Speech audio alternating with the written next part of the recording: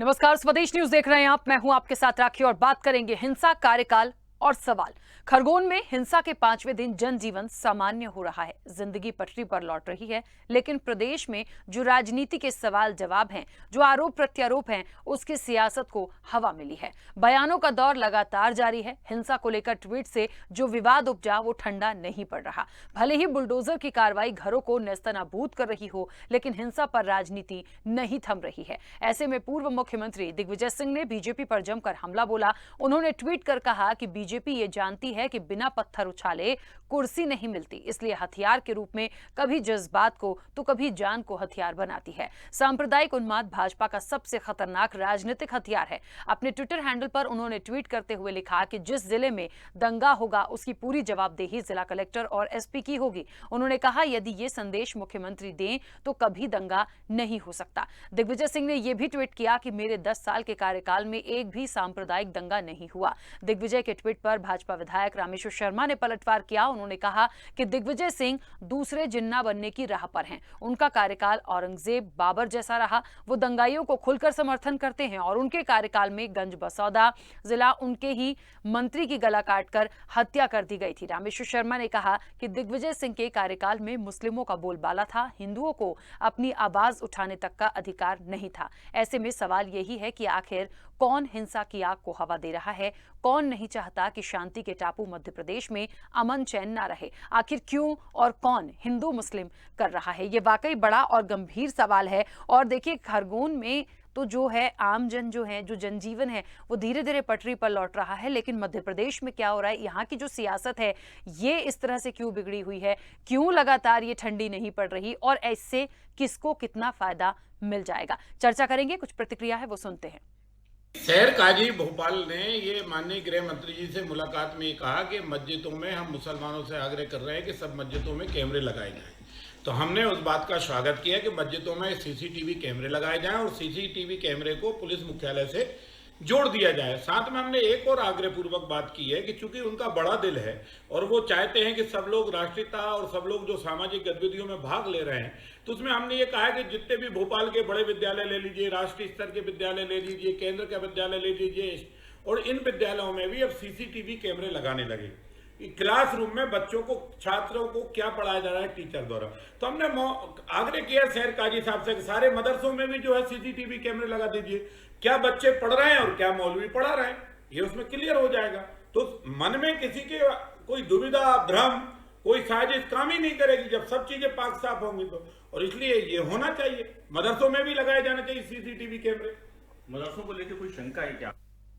देखिए, हिंसा, कार्यकाल और सवाल, ये इसलिए भी है, हिंसा हो चुकी, कार्यकाल की बात आ रही है, सवाल उठ रहे हैं और बहुत सारी ऐसी बातें सामने आ रही हैं जिससे बहुत स्पष्ट रूप से ये कहा और दिखाया जा रहा है कि कांग्रेस जो है वो सिर्फ और सिर्फ मुस्लिमों का समर्थन करती आई है, हिंदुओं को कभी आवाज उठाने नहीं दी। और भारतीय जनता पार्टी जो है वो अब इन तमाम चीजों को समान भाव से लेकर चल रही है। ये आज की बात नहीं, ये हमेशा होती आई है, लेकिन जो हुआ, हमने पहले भी कहा था, वो बहुत निंदनीय है। इस तरह की घटना नहीं होनी चाहिए थी और जो अब हो रहा है, अब कम से कम शांति बनाए रखे, दोबारा ऐसी घटनाएं ना हो, इसको लेकर क्या किया जा सकता है उस पर बात होनी चाहिए। लेकिन ये ट्वीट्स लगातार आ रहे हैं, पलटवार लगातार हो रहा है, पता नहीं कब ये मामला जो है राजनीतिक रूप से ठंडा पड़ेगा। विस्तार से चर्चा करेंगे, मेहमान जुड़े हैं। सबसे पहले मैं आपका परिचय करा दूं, भारतीय जनता पार्टी के प्रदेश प्रवक्ता गीत धीर जी हमारे साथ जुड़े हैं। गीत जी, बहुत स्वागत चर्चा में जुड़ने के लिए।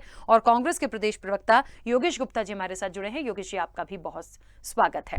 चर्चा की शुरुआत में सबसे पहले गीत जी आपसे करना चाहती हूँ। देखिए, ये एक ऐसा मुद्दा है, एक ऐसा मामला है, बहुत दिनों से हम देख रहे हैं कि क्या हो रहा है और मैं बहुत निंदा करती हूं जो भी घटना हुई है। कौन लोग थे, कड़ी सजा मिलनी चाहिए, लगातार जांच की बात हो रही है और किसकी फंडिंग थी, क्या है, ये पूरा मामला हमारे और आपके सामने है।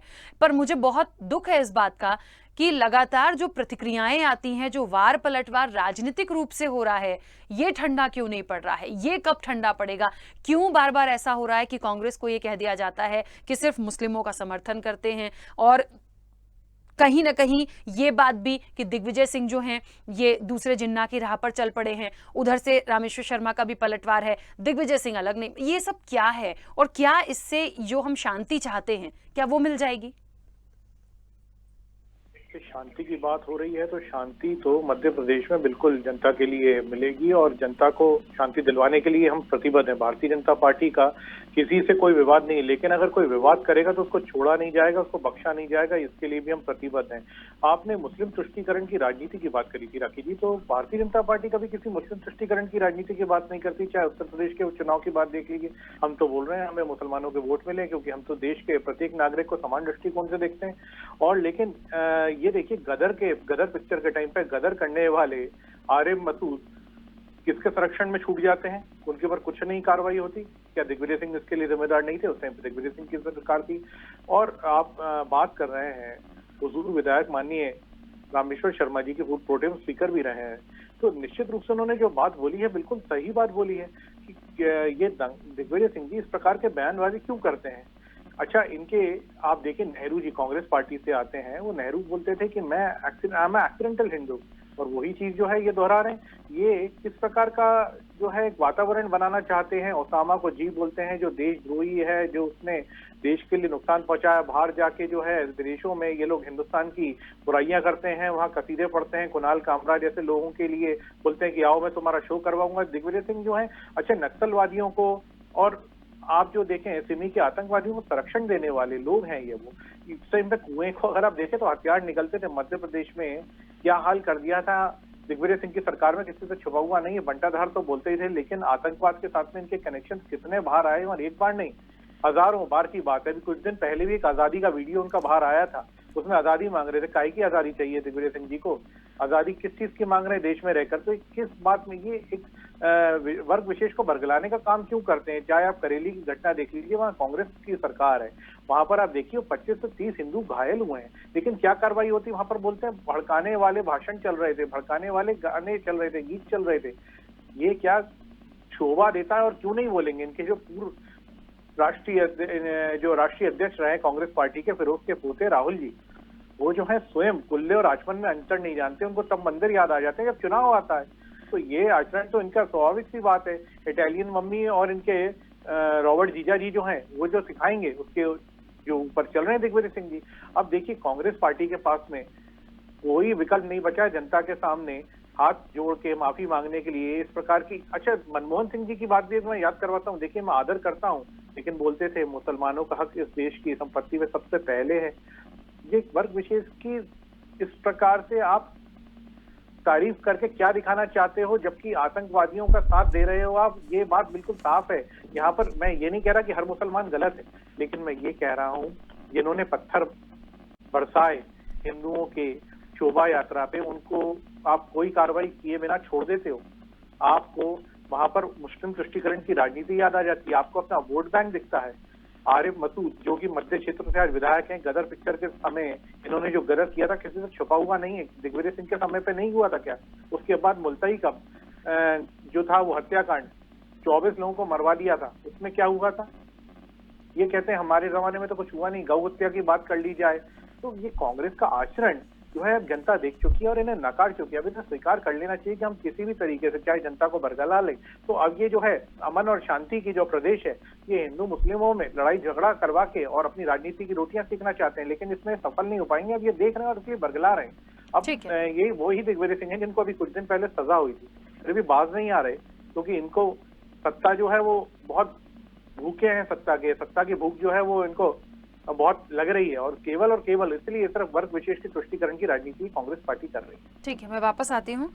योगेश जी, जो कुछ भी बातें आ रही हैं सामने, गीत जी ने भी कह दी, रामेश्वर शर्मा की जो प्रतिक्रिया आई है, जो उन्होंने कहा है वो भी हमने सुना, दिग्विजय सिंह के ट्वीट्स भी हमने देख लिए। जो भी हो रहा है इस खरगोन में जो हिंसा हुई उसके बाद हम जो देखते आ रहे हैं, क्यों बार बार कांग्रेस के लिए ये कहा जा रहा है, या वाकई में क्या ऐसा ही है, या हम पुरानी बातों को भी, मैं नहीं निकालूंगी पुरानी बातों को क्योंकि एक समय सीमा होती है अपनी चर्चा की, तो हम तर्कों पर अभी की बात करें। ये जो अभी भी गीत जी ने कहा, क्या मायने हैं इसके, और ये यहाँ पर बात ठंडी होगी या ऐसे ही चलती जाएगी? देखिए राखी जी, गीत जी ने और रामेश्वर शर्मा ने वही कहा जो इनको आता है। तो कहते हैं ना, आता ना जाता जय भारत माता, ये उनमें के लोग हैं। गीत जी को आज खरगोन की घटना पर वार्तालाप करना चाहिए था, बजाय इसके वो पता नहीं कहाँ चले गए, कहाँ से घूम फिर के कहाँ वापस आ गए। क्योंकि इन लोगों से अगर आप ये टॉपिक हटा लेना हिंदू मुसलमान वाला, तो ये 5 मिनट नहीं बोल पाएंगे। और जीत धीर जी 7-8 मिनट बोले, उसमें पूरी बातों में बार बार रिपीटेशन, कुछ भी नया नहीं बोले। मैं ये कहूँगा राखी जी खरगोन की घटना पर कि भारतीय जनता पार्टी और आरएसएस के लोग, कुछ इनमें से मेरे मित्र भी है, जी धीर जी भी मित्र हैं, और भी कई प्रवक्ता बीजेपी के मित्र हैं, और साथ में जब हम मॉर्निंग वॉक जाते हैं तो मुलाकात भी होती है आरएसएस वालों के साथ। तो हंसते हुए बड़ी बेशर्मी से एक आरएसएस के ही जनाब थे, उन्होंने कहा कि जितना कीचड़ फैलेगा उतना कमल खिलेगा। बड़ा दुख हुआ सुनकर, बेहद दर्दनाक वाक्य था उनका। और मैंने कहा किस प्रकार आप लोग इतनी आसानी से बोल देते हो, कह देते हो, आपको तकलीफ नहीं होती। कैसी आपकी हिंदूवादी सरकार है, जहाँ हिंदुओं को ही पलायन करना पड़ रहा है, जहाँ हिंदुओं पर ही अत्याचार हो रहा है, जहाँ हिंदू माता बहनें अपनी स्वयं की सुरक्षा में लाठियां लेकर आज इसलिए खड़ी है कि प्रशासन और शासन मूक दर्शक बना देख रहा है, उनकी रक्षा नहीं कर पा रहा। आज घटना घटित हुए 5 दिन से ज्यादा हो गए, ना ही वहाँ मध्य प्रदेश शासन का कोई जिम्मेदार मंत्री कैबिनेट का, आप गैर राजनीतिक दलों को नहीं भेजना चाहते क्योंकि वहाँ आपको ये डर लगता है कि लॉ एंड ऑर्डर डिस्टर्ब होगा, मत भेजिए आप विपक्षी नेताओं को, अपनी सरकार के नुमाइंदों को तो भेजिए, वहाँ एक जांच कमेटी बनाइए, वहाँ यथासंभव शांति स्थापित हो, इसके लिए कार्य करिए। लेकिन ऐसा कुछ नहीं किया जा रहा। मैं कल शाम तक पत्थर फेंके हैं खरगोन में, और जो खरगोन क्षेत्र का संजय नगर, मोतीपुरा, भाटावाड़ी और आनंद नगर, यहाँ के स्थानीय रहवासियों ने बड़े ही रुदन भरे स्वर में मीडिया को अपना इंटरव्यू दिया है, और वो शिवराज सरकार से टोटली नाराज हैं और बहुत ज्यादा दुखी नजर आ रहे हैं कि कब तक सहेंगे। क्योंकि देखिए राखी जी, इस प्रकार का घटनाक्रम खरगोन में पहली बार नहीं हुआ, 2015 में भी हुआ, 18 में भी हुआ और 22 में भी हुआ।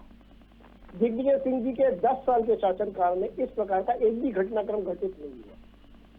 देखिए ना आप, ये अपने मध्य प्रदेश शासन की कोई बात नहीं करेंगे। रामेश्वर शर्मा जी को मुगल साम्राज्य याद आता है, औरंगजेब, बाबर, ये याद है, लेकिन हिंदुस्तान की आजादी की जंगे लड़ाई में आरएसएस ने क्या योगदान दिया ये याद है, क्योंकि 0 बटा सन्नाटा है।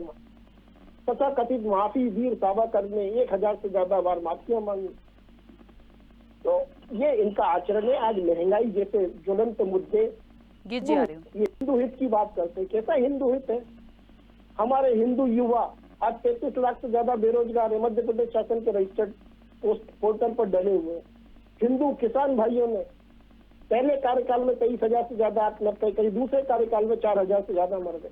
कैसी हिंदुओं के हितों वाली सरकार है ये? महिला सुरक्षा दे नहीं पा रहे। भोपाल शहर की बात करें तो कल 24 घंटे में 4 बलात्कार हो गए। नरोत्तम मिश्रा जी को केवल मुंह चलाने के अलावा कोई काम नहीं आता। फौरी तौर पर उनको इस्तीफा देना चाहिए नैतिकता के नाते, क्योंकि खरगोन की घटनाक्रम हो या जहरीली शराब से मरने वालों की संख्या हो, योगेश जी, मतलब आप ये कहना चाह रहे हैं कि ये जो घटनाक्रम होते हैं ये भारतीय जनता पार्टी ही क्रिएट कराती है? प्लीज राखी जी, प्लीज निवेदन है, जितना समय भारतीय जनता पार्टी के प्रवक्ता को देते हैं आप उतना दीजिए, बिना टोके सुनिए मुझे। हाँ, मेरा सवाल तो लेकिन आप सुनेंगे ना? लेंगे आपका सवाल लेंगे। देखिए, रिदम बिगाड़ने की कोशिश ना करें तो क्या। तो भारतीय जनता पार्टी के शासन में जब से नरोत्तम मिश्रा जी और शिवराज जी ने दूसरा कार्यकाल संभाला है, न बलात्कार के मामले रुक रहे, न आदिवासियों पर अत्याचार के मामले रुक रहे, न बेरोजगारी पे कोई अंकुश है, न बढ़ती हुई महंगाई पे कोई अंकुश है। पेट्रोल, डीजल, गैस, खाने का तेल, खाद्यान्न, दाल, दलहन सब आज आसमान छू रहे। इन चीजों से ध्यान भटकाने के लिए इस प्रकार के घटनाक्रम को घटित किया जा रहा है। असदुद्दीन ओवैसी और भारतीय जनता पार्टी एक ही सिक्के के 2 पहलू हैं। वो भी धर्म आधारित राजनीति करते हैं, भारतीय जनता पार्टी भी धर्म आधारित राजनीति करती है। जहाँ जहाँ चुनाव संपन्न होने वहाँ असदुद्दीन ओवैसी को बुलाया जाता है। हैदराबाद में जाकर मोहन भागवत जी, अमित शाह जी असदुद्दीन ओवैसी के साथ डिनर करते हैं। तेलंगाना में आप रोजा अफ्तार करते हैं, लेकिन मध्य प्रदेश, उत्तर प्रदेश में आप मुस्लिम तुष्टीकरण और ध्रुवीकरण की राजनीति करते हैं। तो ये क्या है? 18 साल में आप अपने कार्यों की ऐसी उपलब्धि नहीं कि आप 2023 में उसके आधार पर जाए। आप मध्य प्रदेश में खरगोन जिले में सर्वप्रथम मेरा निवेदन है आपके चैनल के माध्यम से कि वहाँ के जो हिंदुओं का पलायन हुआ यथाशीघ्र उनके अंदर विश्वास की भावना पैदा करें, उनको उनके मकानों की जो टूट फूट हुई है, जो हानि हुई है, उसका मुआवजा प्रदान करे और एक उच्च स्तरीय जांच कमेटी, भले ही भारतीय जनता पार्टी के नेताओं की हो, लेकिन वह भेजी जानी चाहिए। 5 दिन हो गए, इस प्रकार के कोई प्रयास शिवराज सरकार के नजर नहीं आ रहे, क्योंकि ये चाहते हैं कि कीचड़ ज्यादा से ज्यादा फैले ताकि हमें कमल खिलाने में आसानी हो। ये भारतीय जनता पार्टी और इसके लोग खुद कहते हैं अपने मुंह से, और बड़ी बेशर्मी से कहते हैं। बहुत ही दुर्भाग्यपूर्ण है, बहुत ही शोभनीय विषय है, जितनी निंदा की जाए कम है। ठीक है, आप पूछ सकती हैं अपना सवाल, बाकी भी क्या पूछना चाह रही हैं? यही है। अब आपकी बातों से स्पष्ट हुआ कि आखिरकार ये जो बात दिग्विजय सिंह की है कि सांप्रदायिक उन्माद भाजपा का राजनीतिक हथियार है, मतलब भारतीय जनता पार्टी ही ये तमाम चीजों को क्रिएट कराती है। देखिए ना, जस्टिफाइड कर ना, बंगला पश्चिम बंगाल में चुनाव हुए, वहाँ कितना हिंसा का वातावरण निर्मित किया गया कैलाश विजयवर्गीय जी की अगुवाई में। कैलाश विजयवर्गीय जी का कल का जो ट्वीट आया है वो भी इसी से जोड़ के देखा जाना चाहिए। आप दिग्विजय सिंह जी के ट्वीट के ऊपर आपत्ति करते हैं, किस प्रकार एक मुसलमान हिंदुओं को धमका रहा है और अपने वर्ग के लोगों को आश्वस्त कर रहा है, तो वो उसके तत्पश्चात वह हिंदू महिलाओं ने आज लाठी उठाई, ठीक है, स्वयं की रक्षा में, और ये कहती हुई कि नकार रहा है प्रशासन, हमारी रक्षा नहीं कर पा रहा है, हमारे घर पे पथराव हो रहे हैं। जी तो ये सब आप कुछ कैलाश विजयवर्गीय जी के ऊपर भी FIR दर्ज कीजिए। उन्होंने भी सांप्रदायिक सौहार्द बिगाड़ने की कोशिश करी। ठीक है, सामाजिक योगेश सरोकार के लिए ये लोग काम करते भी हैं, हमेशा ध्रुवीकरण तुष्टीकरण की राजनीति स्वयं करते हैं और आरोपित कांग्रेस को करते हैं। ठीक है गीत जी, बहुत स्पष्ट रूप से समझ आ रहा है कि भारतीय जनता पार्टी खुद ये क्रिएट कराती है ताकि ये तमाम चीजें हों और उसके बाद फिर मौका भी मिल जाए उसे भुनाने का और इलेक्शन में फायदा हो जाए, और MP इलेक्शन है ही। देखिए, ये सिर्फ कांग्रेस की कूटरचित नीतियां हैं कि इस बहाने से जनता को बरगला लेंगे। ये बात कर रहे हैं दिग्विजय सिंह की, लेकिन बात कर रहे थे सिर्फ रेप की। रेप अपने समय में देखिए और अभी का आप आंकड़ा उठा के देख लीजिए। वर्ष 2020 में जब हमारी सरकार लौट के आई, अभी तक का आंकड़ा देख लीजिए, बहुत अंतर है। राजस्थान नंबर 1 पे, वहां पे आप कुछ नहीं बोल रहे, मेरे बड़े भाई हैं। लेकिन आपको मैं स्पष्ट रूप से बताता हूँ कि भारतीय जनता पार्टी की जो सरकार है वो किसी भी प्रकार का षड्यंत्र जो है वो बर्दाश्त नहीं करेगी। जहां से पत्थर आए वहां पर पत्थर ही भेजा जाएगा, वहां पर फूल लेकर नहीं जाएंगे। तो निश्चित रूप से, और जहां तक की बात आप कर रहे हैं कि समिति बनाई जाए, समिति भी बन गई है, निश्चित रूप से कार्रवाई भी हो रही है और चिन्हित कर लिया गया है लोगों को। मैं ये भी बता दूं, उनकी संपत्ति जमींदोज करके उन्हीं की संपत्ति और उन्हीं के द्वारा जितनी उनकी संपत्तियां उसको कुर्क करके उसी से, चाहे सरकारी संपत्ति का नुकसान हुआ हो, चाहे लोगों के ऊपर जो नुकसान हुआ हो, उनकी भरपाई की जा रही है वहां पर। ये पहले से ही तैयार है। तो भारतीय जनता पार्टी किसी धर्म विशेष, किसी जाति पंथ की राजनीति नहीं करती। मैंने पहले ही बोला था कि जनता इस बात को समझ चुकी है, लेकिन कांग्रेस इस बात को मानने को तैयार नहीं है। इसका खामियाजा भी कांग्रेस को निश्चित रूप से भुगतना पड़ेगा। अब ये तो परिवारवाद पे चलने वाली पार्टी है, G23 की बात मानती नहीं कि राहुल गांधी को हटा दिया जाए, कुछ विकास के कार्य किए जाए। लेकिन खैर ये इनका स्वयं का विषय है, ये विषय नहीं है। खरगोन की घटना में भी निश्चित रूप से एक समाज विशेष के लोगों को बरगलाने का काम किया है, और बहुत जगहों पे ऐसा है कि कांग्रेस के लोग ऐसी चीजों में इन्वॉल्व मिलते हैं। कहीं आज का रिजल्ट वो ना आ जाए, वो भी एक देखने वाला विषय होगा। लेकिन मैं एक बात और स्पष्ट रूप से बता देता हूँ, इसी के अंदर भी अगर साहस है तो इस प्रकार का आचरण रखकर दिखाए, सरकार उसे करारा जवाब देगी और वो जनता के लिए एक सबक बन के सामने आएगा। और हमारे माननीय मुख्यमंत्री जी का बिल्कुल जो है स्पष्ट रूप से कहना है इन सब चीजों को लेकर कि सज्जनों के लिए वो फूल से ज्यादा कोमल है, लेकिन दुष्टों के लिए व्रत से ज्यादा कठोर है। और ये सरकार भारतीय जनता पार्टी की सरकार है। उतनी जल्दी समझ लें, जो दुष्ट लोग हैं उनके लिए उतना अच्छा होगा, क्योंकि यहाँ बख्शा नहीं जाएगा, मौका नहीं दिया जाएगा। यहाँ पर किसी प्रकार का अन्याय, विशेष रूप से सनातनी धर्म को मानने वाले, सनातनी धर्म की बात करता हूँ मैं, हिंदुओं की बात नहीं करता, सर्व धर्म की बात करता हूँ। सनातन धर्म के किसी भी व्यक्ति को अगर कोई भी हानि पहुंचाने की बात करेगा तो निश्चित रूप से छोड़ा नहीं जाएगा, चाहे वो दिग्विजय सिंह क्यों ना हो। मैं स्पष्ट रूप से बोल रहा हूँ, दिग्विजय सिंह के लिए भी करारा जवाब रहेगा। अगर इस प्रकार का आचरण उन्होंने रखा तो जनता उन्हें जवाब देगी, लेकिन जो कार्रवाई है वो कार्रवाई होगी निश्चित रूप से। और अब समय है कांग्रेस के लिए। देखिए, मुझे ऐसा लगता है, अब दोनों से एक सवाल है मेरा, मुझे ऐसा लगता है कि अभी तक जितनी भी बातें हुई हैं या जो घटनाक्रम आया है, जो ट्वीट्स आ रहे हैं, जो आरोप प्रत्यारोप हैं, कभी भी इस तरह की घटनाएं होती हैं तो ये देखकर होती हैं कि हम इन पर अटैक कर दें, हम उन पर अटैक कर दें। लेकिन पहली बात तो ये होना नहीं चाहिए। और जो चीज़ें आई हैं, अब कार्रवाई की बात हो रही है, लेकिन पक्ष और विपक्ष, देखिए सत्ता पक्ष की जिम्मेदारी ज़्यादा होती है कि वो जांच पड़ताल करवाए, दोषियों को सजा दे, दोषियों पर कार्रवाई हो। लेकिन विपक्ष की भी जिम्मेदारी होती है कि कौन लोग संलिप्त हैं, किन लोगों पर आपको लग रहा है, कैसे उस पर करें, तो आप सत्ता पक्ष को एक सुझाव दें।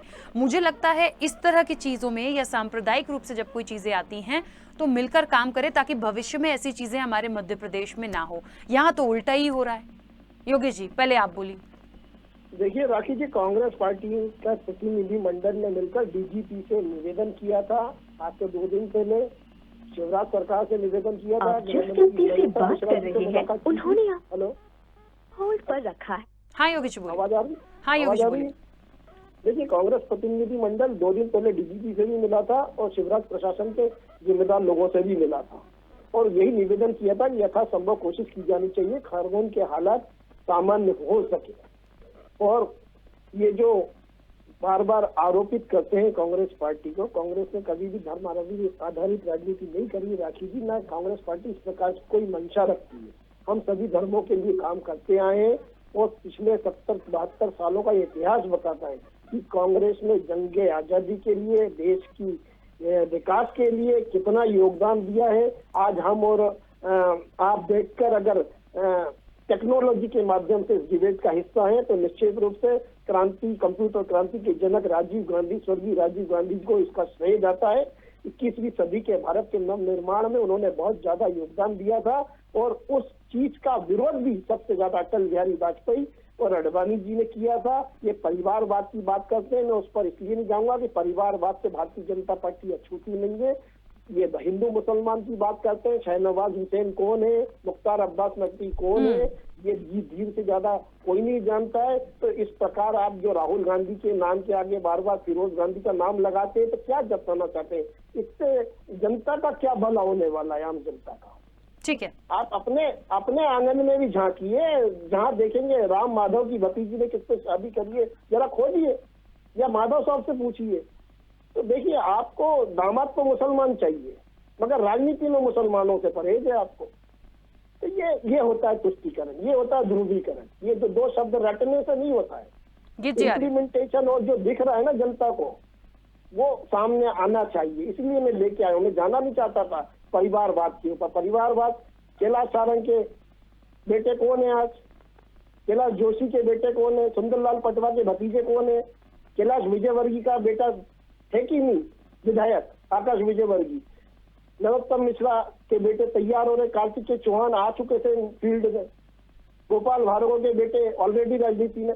ये परिवारवाद से भरी हुई है। राजनाथ सिंह के बेटे, अमित शाह के बेटे, जय शाह ने कभी बल्ला नहीं पकड़ा, बीसीसीआई के सचिव बने हुए हैं। मोदी जी ने परिवार आगे नहीं बढ़ाया तो क्या करें भाई, बस की नहीं थी उनके। उनका भी कोई पुत्र होता तो आज निश्चित रूप से राजनीति में होता। तब डॉक्टर का बेटा डॉक्टर हो सकता है, इंजीनियर का बेटा इंजीनियर हो सकता है, तो राजनेता का बेटा राजनेता क्यों नहीं हो सकता? ठीक है। तो आप मुद्दों पर आइए ना। ये मुद्दों से जनता को भटकाने के लिए क्या, मतलब केवल सत्ता के लिए कुछ भी करेंगे ना। आप महंगाई नियंत्रण पे काम कर पा रहे, ना रोजगार के ऊपर काम कर पा रहे, ना किसानों की आय डबल करने के ऊपर काम कर पा रहे, ना बिजली पानी सुविधा मुहैया कर पा रहे। आज के प्रमुख समाचार पत्रों में छपा है राखी जी, 1300 गाँव, 1300 1-2 नहीं 1300 गाँव में नल जल योजना का अभाव है। सूखा पड़ता है हर गर्मियों में। 3 महीने 4 महीने 15-15 किलोमीटर से गांव की महिलाएं पानी भर के लेकर आती हैं। ठीक है, शर्मनाक स्थिति है शिवराज सरकार के लिए। 18 साल से जिस प्रदेश का मुखिया शिवराज सरकार है, शिवराज जी चौहान है, और वहाँ पर 1300 गाँव आज हमारे प्यासे हैं। ये इनका विकास है। ठीक है, चलिए। हाँ गीत जी, जल्दी से अपनी बात रखिएगा। ठीक है योगेश जी, ठीक है। सरकार कहाँ जा रहा है ये पैसा? बोलिए गीत जी, बोलिए। कांग्रेस के पास में कोई विषय नहीं, इसलिए विषय से भटक गए। इतने सारे तो विषय गिनाए दिए। परिवारवाद की बात कौन सी पार्टी? देखिए, मैं आपको सबसे पहले बताता हूँ, गांधी जी का सरनेम ही जिस पार्टी ने चुरा लिया वो बात कर रहे हैं कि परिवारवाद अगर किसी में योग्यता है। गांधी का नाम अच्छा नहीं लगता। मेरी बात देखिए, मैं गांधी का नाम अच्छा नहीं लगता। योगेश भाई जी, आप बड़े भाई के रूप में, लेकिन बात गांधी जरूरी है। समय खराब होगा। देखिए, बात तो आने दीजिए, मैं बहस नहीं करूंगा आपसे। तर्क रखते हैं, लेकिन बात आने दीजिए मेरी। देखिए, आप तर्क रखिए, लेकिन गांधी राहुल गांधी जी के देखिए समय की सीमा प्लीज। योगेश जी बोलने दीजिए। योगेश जी प्लीज। देते काली चरण गाली बकता है। नहीं, देखिए, अगर राहुल गांधी के अंदर योग्यता है तो निश्चित रूप से आना चाहिए, लेकिन योग्यता कहाँ है? मैं तो फिर आपको बात कर रहा हूँ कि जुलूस के रूप में घुमाते हैं बहुत दूर निकल गए। तो ये दोहरा विषय खरगोन का था, मुंह में राह नहीं, इस तरीके से ये देखिए आप बगल में काल्पनिक नाचूंगा। बातें कर रहे हैं। किस प्रकार की बातें करते हैं आप लोग? और आपने शर्म ना पूरी- आती, और आपने बात करना तर्क दी है कि छोड़िए। ये मुसलमान या आप हिंदू लोगों ये को- साफ दिख रहा है कोई आप हिंदू लोगों को मुसलमान विषय पहली पे बात जो आपने आधारित तर्क दी है वो करना बिल्कुल चाहिए। गलत है। आप कोई खरगोन में मुसलमान बोल नमाज रहे नहीं है, पहली बात मैं ये महात्मा बता गांधी, देता हूँ। राहुल गांधी, मैं इस तरीके से और पता बात नहीं कैसे कहाँ हो कहाँ पाएगी? चले चलिए। जाते हैं। आप मैं खरगोन चुप पे हो आइए ना जाता साहब। देखिए come to the point, come to the point. देखिए, समय की सीमा है, समय की सीमा है, मैं प्लीज चुप हो मुझे जाता हूँ। आप समय की सीमा है। गीत जी जल्दी से प्लीज अपनी बात रखिए, क्योंकि समय की सीमा है, चर्चा ऐसे नहीं हो पाती है। वहाँ हिंदुओं का पलायन कब रुकेगा? योगेश खरगोन जी प्लीज। जी, तो बोलिए ना, खरगोन पे आइए। कहाँ गांधी ये जी तो के आप नहीं हत्यारे, बताएंगे ना, गांधी जो का नाम सवाल ले आएगा रहे मैं उसका जवाब दूंगा। तो आप तो बात ही नहीं सुनना चाहते राहुल गांधी की बात पे, तो आप ऐसे घबरा जाते हैं। खैर विषय नहीं, वही बिल्कुल नहीं है, घबराते। आपके चाहे राहुल गांधी आ जाए, राहुल चाहे आपके गांधी दिग्विजय सिंह आ जाए, चाहे कभी आपके घबराते कमलनाथ आ हैं, ना जाए, हम घबराते अपने हैं। इनका जो काल है वो भले ही हम सबने देखा है। 50 पे आ और जाए, काल में 55 पे आ औरंगजेब जाए, और बाबर आपके जैसे किसी लोगों को चीज़ ये लोग की प्रेरणा जनता बनकर के चले साथ और राजनीति जनता के ऊपर करेंगे। अत्याचार करते चले। चलिए, इस चर्चा को आप फिर लोग कभी हम अगर कंटिन्यू क्या करेंगे। करते मुझे ना लगता है अभी महिला- मुझे रोकना होगा बीच में, क्योंकि समय की सीमा है। आप दोनों का बहुत शुक्रिया इस चर्चा में जुड़ने के लिए। हिंसा, कार्यकाल और सवाल, बहुत सारी बातें हैं, और मुख्य रूप से बात यही है कि आखिरकार देखिए, जो खरगोन की स्थिति है वो धीरे धीरे ठीक हो रही है, प्रयास हो रहा है, लेकिन राजनीतिक रूप से यदि ऐसे ही चलता रहा तो फिर से एक बार कोई भी बवाल हो सकता है, क्योंकि ये लोग मानने के लिए तैयार नहीं हैं। चर्चा में इतना ही, दीजिए इजाजत, नमस्कार।